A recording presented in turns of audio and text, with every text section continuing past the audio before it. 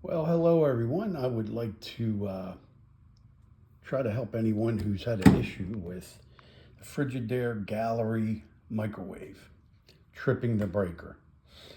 So, this is the model I'm speaking of. And I've already removed the switch housing and the switches. These are the wires, the various wire connectors that connect to the control panel and the switch housing and the three switches. There's videos out there to show you how to take it apart and put it back together again, so I won't go into that. I'd specifically like to address the issue of why this is happening. Why would a switch failure cause the breaker to trip? Well, let's take a look. So this is the back of the control panel. In there is a schematic right here. Okay, this is the switch housing where the three switches reside. Top switch, middle switch, bottom switch. These two switches, the top and the bottom, are normally open switches. This is a normally closed switch. Okay. This is where the latch comes in and operates all three switches. When the bottom latch is engaged, the door latch, it does two things. It closes this normally open switch, and it opens through a little button on the side in the middle here. I don't know if you can see that back here. This normally closed switch. So, let's take a look at the schematic, which I made a copy of. It was easier to read. Okay, here's your three switches: the top switch, lower switch, middle switch. So what's the culprit here? Well, I'm going to tell you what it is. It's the middle switch, the normally closed switch. Now, in the schematic, it's showing it open. Well, that's because if you look at the schematic here, it says, what's the condition? That means, what's the condition? You're looking at the microwave. What's it doing? The door is closed and it's off. It's plugged in, but it's off. In other words, you haven't started microwaving anything. All right. So if the door's closed, this switch is open. Normally, closed switch is now held open. So what happens if that switch closes by whatever means? It's stuck. It doesn't open properly when the door's shut. What would happen? Well, I'll tell you what's going to happen. You're going to have a dead short, okay?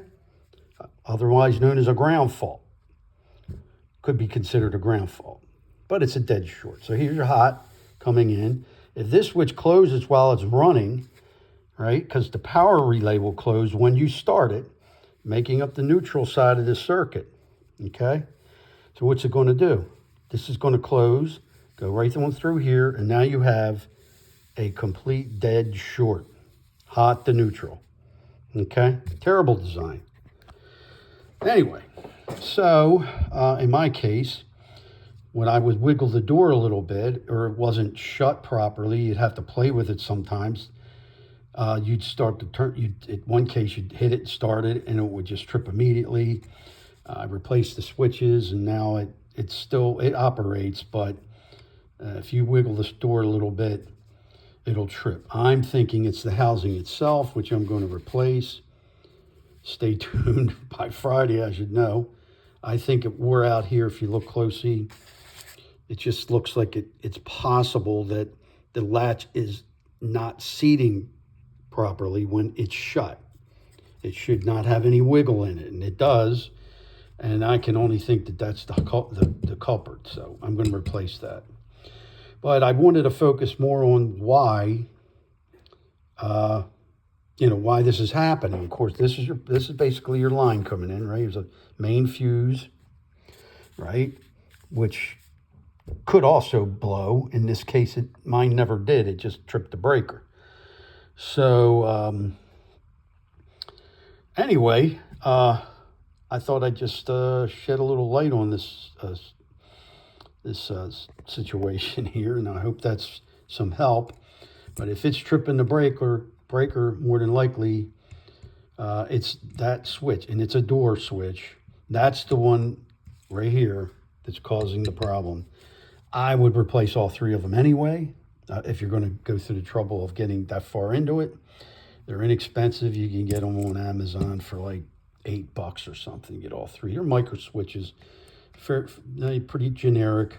They just have a little tab on the side here that you press, and it comes off right here. And they pop right out. It's not a big deal. And there's 2 screws hold this in. This just has 1 screw. This just covers, this just slides down in these little grooves, and then you got 1 screw at the top.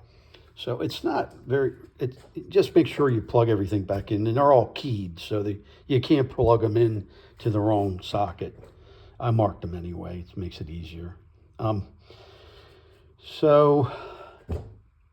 Like I said, in other words, like you see this switch here, if this switch were to fail and open, it just won't work.